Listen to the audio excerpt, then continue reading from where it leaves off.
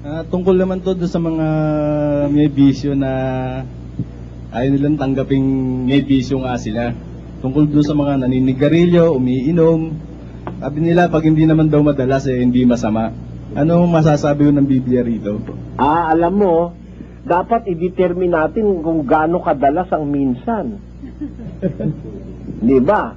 Para to sa baka hindi nga madalas every week naman o every month naman, ano?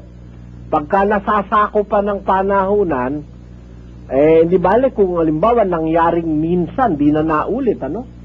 Pero halimbawa, nauulit weekly, nauulit monthly, nauulit yearly, matimbang yon, kapatid.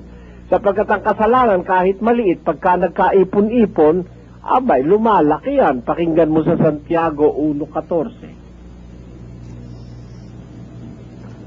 Kundi ang bawat tao ay natutukso pagka nahihila ng sariling masamang pita at nahihikayat.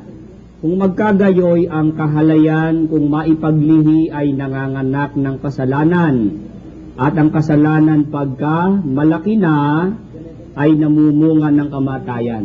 Ayon, ang kasalanan lumalaki yan at ang bunga niyan kamatayan.